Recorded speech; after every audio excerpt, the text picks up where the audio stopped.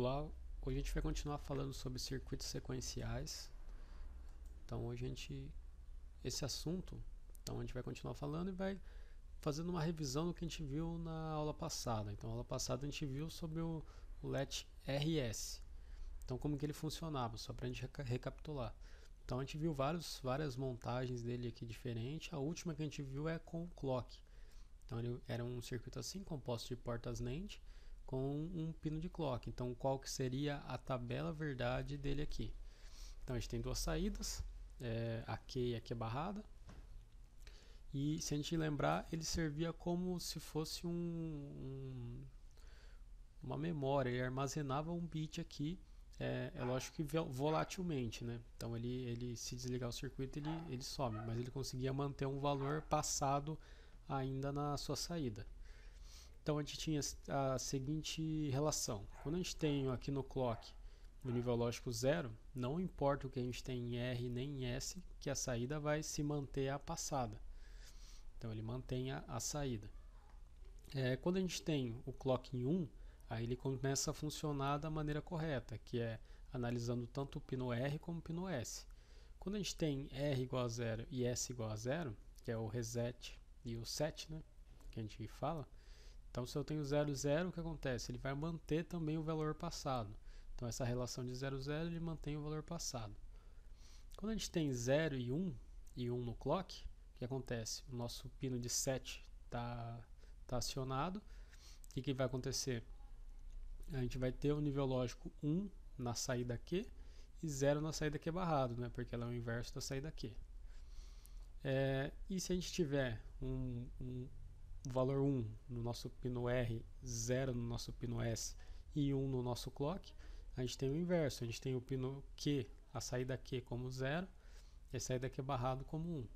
E caso a gente tenha 1 e 1 aqui no pino RS e 1 no clock também, a gente tem um erro lógico, porque a gente não consegue dar um set, um reset nesse componente na mesma hora, no mesmo momento.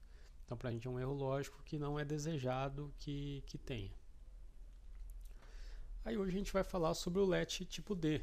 Então, o LET tipo D é basicamente, se a gente entendeu bem o funcionamento do LET RS, o tipo D é basicamente colocar o inversor entre os terminais S e R. Então a gente vai ter um circuito, um componentezinho a mais ali para fazer essa função.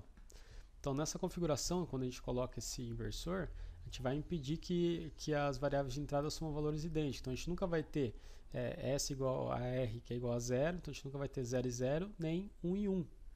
E se a gente lembrar, 1 e 1 não era desejável para a gente, porque ele significava um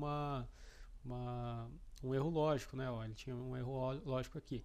E o 0, 0 também não tem problema a gente tirar ele. Por quê? Porque ele não mantém, só que a gente já consegue manter com o clock igual a 0. Então, se a gente tem clock igual a 0, ele mantém e vai tirar essas duas condições aqui do nosso circuito. Então, quando a entrada D é única, então ela não vai ter uma entrada R e S, a gente vai ter só uma entrada D. Então, os pontos correspondentes a S e R vão assumir sempre os valores distintos, diferentes um do outro. Como que vai ficar nosso circuito? Nosso circuito vai ficar assim. Continua sendo um LET RS, se a gente olhar aqui, ó, com o clock e tudo mais, só que a entrada R e a entrada S, que a gente tinha lá, vamos voltar aqui para comparar. Ó, tinha S em cima e R embaixo. Então a entrada S e a entrada R que tinha aqui vão ser interligadas num único ponto, sendo que passando por um inversor. Então quando eu jogo 1 aqui no D, o que acontece? Vai ter 1 aqui no meu set, né? No S, no set, e vai ter 0 no reset. Então tem 1 e 0. Então a gente vai ter, logicamente, uma saída 1 aqui e 0. Se eu tenho 0 no D, o que acontece? Eu coloco 0 aqui no D, vou ter 0 no set, inverteu, tenho 1 no reset. Então a minha saída vai ser 0 e 1. Então com isso eu consigo eliminar aquele problema que a gente estava tendo, e além disso eu coloco só uma entrada para mim, não preciso ficar controlando dois pinos, eu controlo um só e o clock mantenho, né? Porque o clock a gente sempre vai precisar dele. Então se eu fosse analisar, eu teria um LET RS, ó, padrão aqui do bloquinho, adicionado uma inversora aqui no pino, entre o pino S e o pino R. Ou eu posso ter um bloquinho só prontinho aqui com o LET tipo D.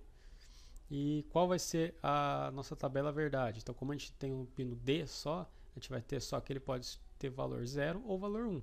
É só esses dois valores que ele pode assumir. Em compensação, nosso relógio também. O clock, né, ele vai poder ter valor 0 ou valor 1. Então, se o meu relógio, o meu clock, tiver valor 0, não importa o valor de D, ele vai manter. Então, ele vai sempre manter o valor. Agora, se o meu relógio é igual a 1 e eu tiver o meu D igual a 0, eu vou ter a minha saída 0, né? Que vai cair nesse caso aqui, ó. Se eu tiver clock igual a 1, habilitou o circuito. Se eu tiver 0 aqui, ele vai jogar 0 no set e 1 no reset. Então, ele vai ter 0 na saída. E se eu tiver 1 no clock e 1 no D, eu vou ter o valor 1 aqui, 1 vai chegar no set. Se eu inverter aqui, eu vou ter 0 no reset. Então, eu vou ter 1 na minha saída lá. Então, essa é o funcionamento dele. Então, se enable igual a 1, a saída aqui acompanha o valor de D. Então, sempre o valor de D vai ser igual à saída. Se eu colocar 1 na entrada, vai ser 1 na saída. Se eu colocar 0 na entrada, vai ser 0 na saída, desde que meu clock esteja 1. Então, aqui o enable, né, se o clock tiver 1, a gente vai ter o D na minha saída. A entrada D na minha saída aqui. Agora, se eu tiver o clock igual a 0, então o latch vai permanecer inalterado. Então, ele vai manter o estado anterior. Ele não muda daí. Então, se eu for analisar formas de onda, então o que a gente vai ter? Então, lembrando que os circuitos latch são sensíveis ao nível. Por que eu estou falando isso? Porque depois a gente vai começar a ver outro tipo de circuito que é sensível à borda. Mas por enquanto a gente está trabalhando com níveis. O que seria nível? Nível 1 ou nível 0. Nível 1 ou nível 0. Assim vai. E a gente tem que sempre ter a nossa entrada de enable aqui, que é o clock que a gente diz. Então vamos analisar essa forma de onda. Aqui eu já coloquei a resposta, mas vamos analisar como que foi constituída essa resposta. Primeira coisa, nossa saída só vai se alterar quando a gente tiver clock igual a 1. Né? Quando tiver clock igual a 1, nossa saída se altera. Enquanto nosso clock não for 1, ele for 0, o que acontece com o clock igual a 0? Ele vai manter o valor passado. Então vamos dizer aqui, ó, tenho D igual a 0, clock igual a 0, Q igual a 0. Então vai ficar tudo 0 aqui. A partir do momento que eu venho e troco o valor aqui de D, então ó, meu D foi para 1, então meu D para 1, o que aconteceria com a minha saída? Nesse caso, nada. Por quê? Porque eu não tenho clock, meu clock está igual a 0. Então mesmo meu D estando em 1, meu clock estando em 0, ele não atualiza a saída. Ele só vai atualizar a saída quando eu tiver clock em 1. Então a gente pode até observar aqui, ó, que eu marquei aqui o tempo T1, que é porque quando ele sobe o clock, daí ele vai analisar qual que é o valor da minha entrada D. A minha entrada D é igual a 1, então minha saída vai para 1. Então ó, subiu aqui o clock, subiu a saída também. Vou manter. Só que enquanto o meu clock tiver 1, ele vai obedecer o formato da minha entrada, que é o meu D que vai estar na saída. Então ó, se o meu clock tem 1, então até esse período aqui, o que vai acontecer? A minha saída vai ser igual à minha entrada, ó. Então ele vem aqui, ó, sobe, depois desce, aqui a minha saída desce também, 0, mantém o tempinho 0, a entrada sobe para 1, minha saída sobe para 1, ó, tá sempre acompanhando. Manteve 1, caiu, manteve 0, caiu, manteve 0, tá acompanhando. Minha saída tá acompanhando minha entrada. Minha entrada subiu para 1, aqui subiu também para 1. Porém, meu clock agora caiu para 0. Quando o meu clock cai para 0, o que acontece? Ele para de analisar o valor da minha entrada e ele mantém esse valor na saída até que haja outro valor 1 de clock. Então, o meu clock igual a 0 aqui, ó. Enquanto o meu clock for igual a 0, não importa o valor que está na minha entrada, ele vai sempre manter o valor passado. Então, ó, clock 0 e ele não estava no valor 1, então ele vai manter valor 1, vai mantendo até que eu tenha um clock igual a 1 de novo. Então aqui no tempo T3, meu clock sobe para 1 novamente. Quando ele sobe para 1 novamente, o que eu vou fazer? Vou analisar qual o valor da minha entrada. Então nesse caso o valor da minha entrada está como 0. Então se o valor da minha entrada está como 0, minha saída vai para 0 também. Certo? Então daí, por todo esse período aqui, ó, de clock, ele vai ficar analisando a entrada. Só que minha entrada sempre manteve em 0, então minha saída também vai ficar em 0. A partir desse ponto, meu clock caiu para 0. Opa! Se meu clock cai para 0, o que acontece? Eu paro de analisar a minha entrada e mantenho a minha saída no valor. Então, mesmo que minha entrada aqui se altere, não vai importar porque a minha saída vai manter o valor passado. O valor passado era 0 e vai ficar mantendo 0 até que haja um outro valor, um outro clock aqui de nível alto.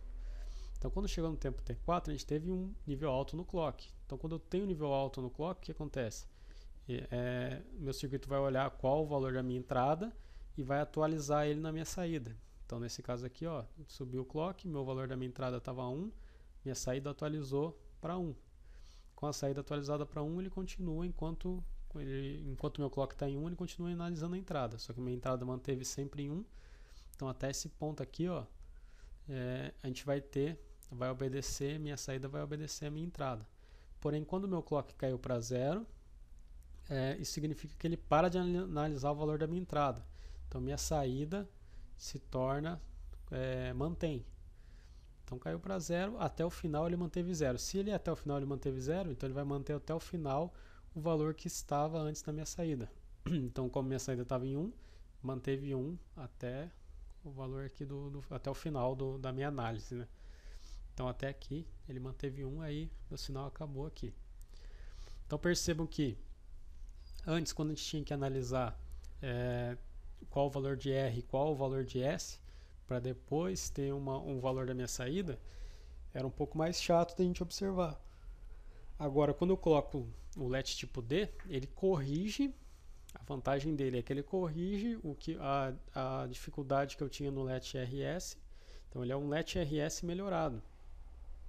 E com isso, eu não tenho aquelas situações de 1 em 1, que não era desejável para mim, e eu preciso analisar só um pino. Sendo que o valor que tiver na minha entrada é o valor da minha saída. Então, se minha entrada tiver 0, minha saída é 0. Se minha entrada tiver 1, minha saída é 1, desde que haja o valor 1 no clock. Então, eu vou ter que analisar o clock e o valor da minha entrada. Então, nas próximas aulas, a gente vai continuar falando também sobre circuitos sequenciais. A gente vai dar andamento em outros tipos de circuito, né? Então, a gente já trabalhou com LET RS e com LET tipo D. Depois a gente vai começar a falar de alguns um pouco mais elaborados. Certo? Então, muito obrigado.